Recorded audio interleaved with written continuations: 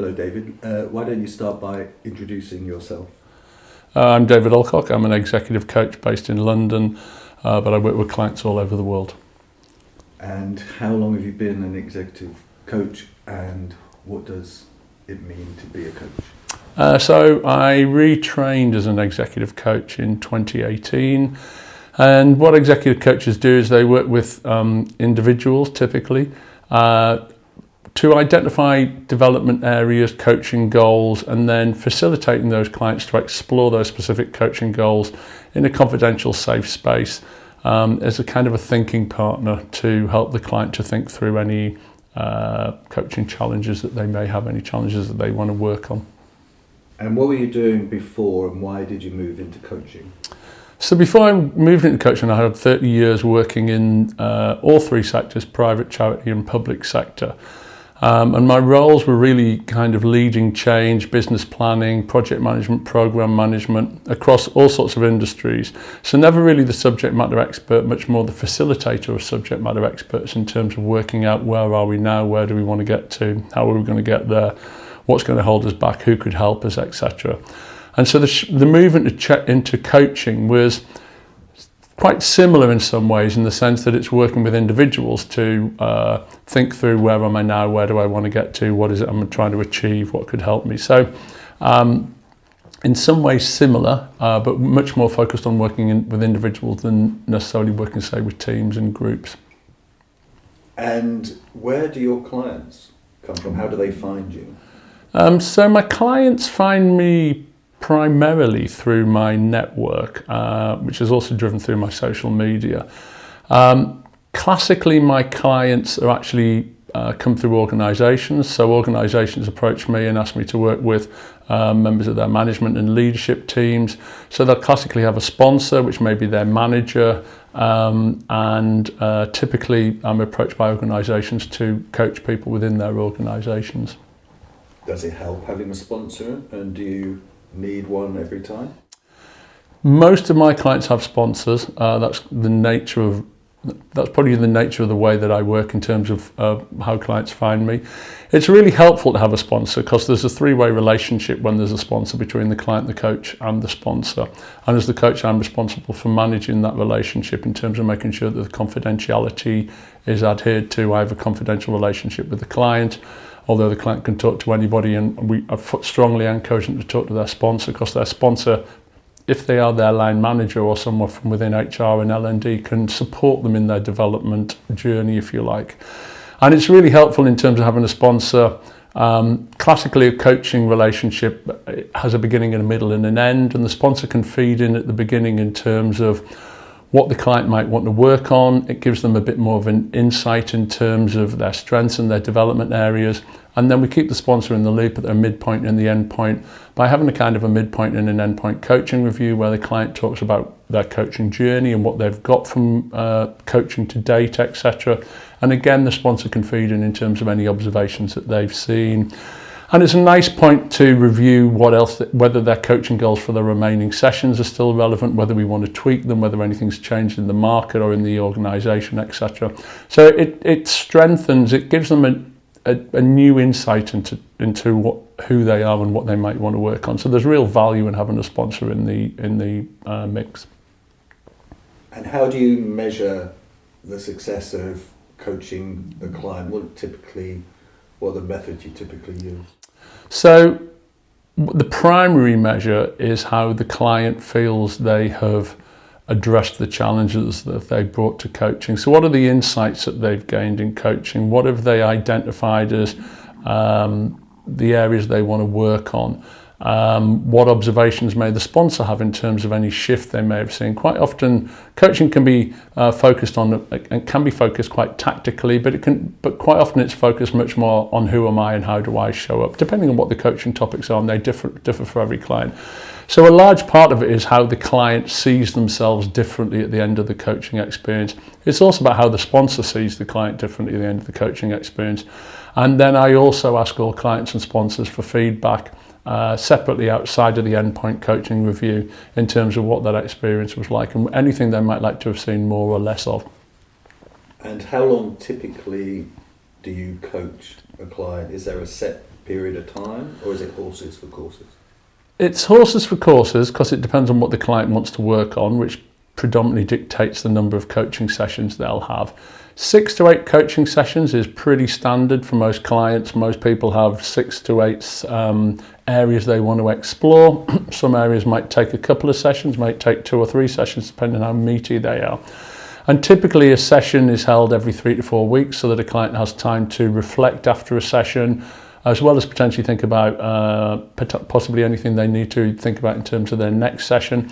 So if you've got 6 to 8 sessions and you're seeing them every 3 to 4 weeks, and by the time you've kicked off for the coaching with a chemistry session and a 3-way objective setting session, you're looking at a kind of an 8-month engagement. So classically 8 months, somewhere around the 8-month mark is a fairly standard journey time, if you like, for the coaching process. And in terms of that process, is it a case that it works face-to-face every time, or remotely, or a mix of the two, and what do people tend to prefer? So it's interesting actually, before the pandemic, much more of my coaching was face-to-face, and as we know, the pandemic changed the ground rules for all of us. And coaching moved very much to a virtual world, and it's pretty much stayed in that virtual world. So through Teams or through Zoom, etc., or whatever mechanism you choose to use, you can deliver coaching from start to finish, and it works perfectly well. There's a few tools and techniques that we've had to tweak and adjust, some of the more kind of creative techniques, but you can still deliver them through a virtual platform. Occasionally I will meet clients face to face if they really feel that that's important for them. Sometimes I'll do the chemistry sessions where we kind of meet and the chemistry is the chemistry right between client and coach. Sometimes I'll do that if that's what the client is particularly interested in, but by and large I would say probably 95% of my coaching is now delivered virtually, and with clients in Australia and Japan and Saudi Arabia, etc., that is wholly delivered virtually. You wouldn't fly around the world to do kind of 1 hour, 2 hour coaching sessions. So yeah, very much it's in the virtual realm now. What happens during a chemistry session? So a chemistry session is very much the kick-off session. It is a free session. It's kind of part of the sales process, I suppose. It's where the client and the coach meet for the first time. We do a little bit of introductions. I talk a little bit about who I am. They talk a little bit about who they are. I'll talk them through the coaching process, how it works, the beginnings, middles and ends. I'll speak about confidentiality. We'll speak about it being virtual, speak about how the frequency, etc. Then the client starts to talk about what they might like to explore in coaching. And some clients are very clear on that. Some clients know what they want to work on. They've probably had the conversation already with their sponsor. It might come from some 360 feedback that they've had. Other clients are a bit more vague. They might not have had coaching before. They're less clear in terms of what coaching is and how it can help them. And so it's about helping a client understand that coaching space and what they may bring to it and what they may want to work on. Then it's kind of next steps. The client goes away. It's two-way because the coach can decide whether they want to work with the client and the client can decide whether they want to work for the coach and whether coaching's for them. Generally, it's pretty straightforward. The client goes away, reflects on it and says, yeah, I want to work with coaching and I'd like to work with David as my coach. Lets the sponsor know, and then we move on to the 3-way objective setting session, which is where we agree the scope of the work and also agree collectively that confidentiality piece around what is and isn't shared. In your experience, what makes a successful coaching experience both for yourself and for your clients?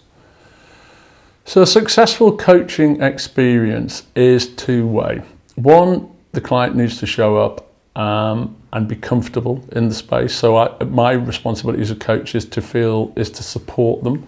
And they need to be comfortable so that they are comfortable with me challenging them. And the reason I need to challenge them is to get them to think more deeply around a particular coaching objective, etc. And so there's an honesty, a transparency, a trust relationship that needs to be developed between the client and the coach. And that's two-way. That's partly how the client shows up, but it's also very much my role as the coach to develop that relationship and to develop that relationship at pace. And that starts in chemistry session and runs all the way through the process. And a successful coaching session will be where the client feels that they have been able to fully explore their coaching objective and felt supported and challenged by me as their coach to do so. Ultimately, the challenge stays with the client, with the client and not with the coach. And it's my role to be their thinking partner as they work through that particular challenge and what it is they want to do with it. So that would be a successful coaching session for both the client and the coach. And what are the obstacles to achieving a successful outcome that you've experienced over the years?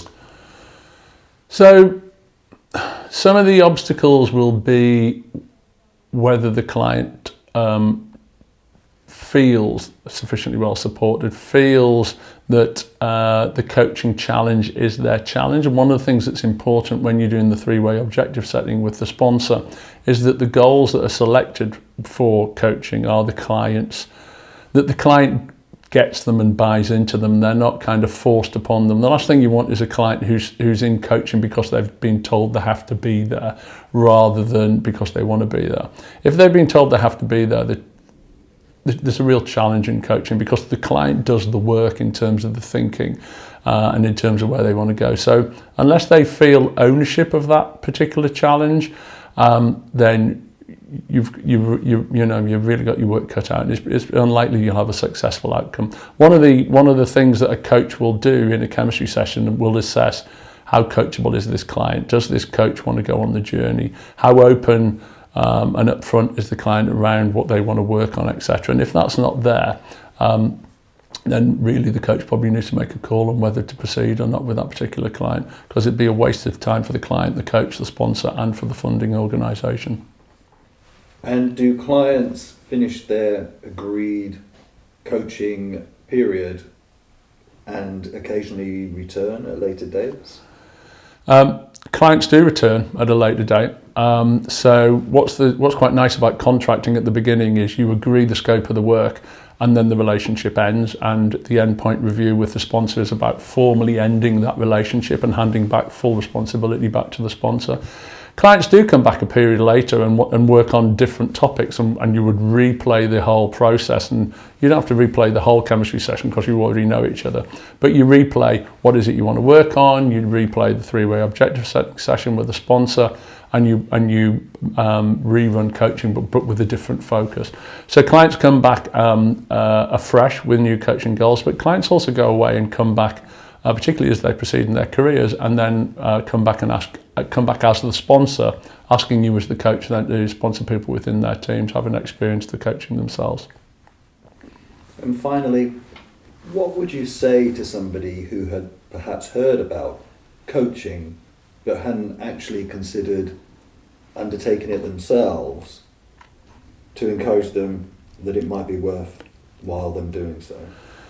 I mean, by all means, get in touch if you would like to explore how coaching might be of benefit to you. Get in touch. I'd be delighted to have a conversation, kind of a chemistry session, if you like, around what's going on for you, what thoughts have you got in terms of what you might like to explore in coaching. You could also check out some of the classic coaching topics that are on my website at davidalcockcoach.com. Or follow me on LinkedIn or sign up for my newsletters, which explore a different hot coaching topic every month, and so will help bring to life what coaching is about and demystify coaching, really. I also have a coaching podcast called Let's Talk About Coaching, which is just a different medium, if you like, for exploring hot coaching topics, which I do with guest contributors, either coaches or people who bring their own real life experience of coaching to bear. And so all of those hopefully will give you a flavour of what coaching is and how it might be of benefit to you. And if it's of interest, get in touch and let's have a chat.